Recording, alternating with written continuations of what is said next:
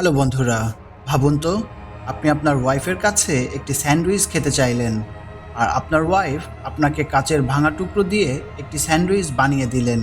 এটা খাওয়ার পর আপনার অবস্থা কী হবে কমেন্ট করে জানাবেন। আমাদের আজকের পর্বের এই লোকটি স্যান্ডউইচ খেতে খুবই ভালোবাসতেন, আর তাই সে তার ওয়াইফের কাছে একটি স্যান্ডউইচ খেতে চাইলেন। Where's my sandwich? তার ওয়াইফ তড়িঘড়ি করে একটি স্যান্ডউইচ বানিয়ে নিয়ে আসলেন। কিছুক্ষণ পরে তিনি আবারও স্যান্ডউইচ খেতে চাইলেন, কিন্তু এবার তার ওয়াইফ ঠিক করলেন একটু ডিফারেন্ট স্টাইলে স্যান্ডউইচটি বানাবেন। তাই তিনি স্যান্ডউইচে লিকুইড সাবান মিশিয়ে দিলেন, কিন্তু আশ্চর্যজনকভাবে তার স্বামী সাবানের কোনো গন্ধ বা স্বাদ টের না পেয়ে স্যান্ডউইচটি খেয়ে ফেললেন। তিনি অবাক হয়ে সেলাই করতে ফিরে গেলেন, কিন্তু লোকটি আবারও চিৎকার করে স্যান্ডউইচ চাইলেন।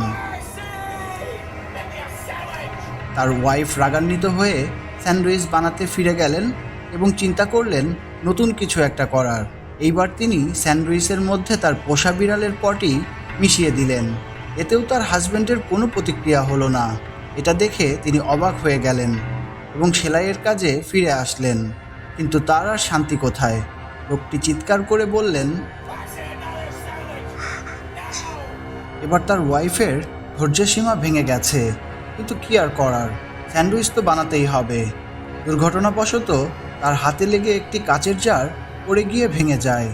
যখন তিনি পরিষ্কার করছিলেন তার মাথায় একটি বুদ্ধি আসলো। তিনি কাচের ভাঙা টুকরো স্যান্ডউইচে দিয়ে দিলেন, কিন্তু তার হাজবেন্ড তো শিরাম স্যান্ডউইচ লাভার, তাই তো অকপটে সেটাকে খেতে থাকলেন। তার মুখ দিয়ে রক্ত পড়তে থাকলো। এটা দেখে তার ওয়াইফ খুবই ভয় পেয়ে গেলেন এবং নিজের কাজে ফিরে আসলেন।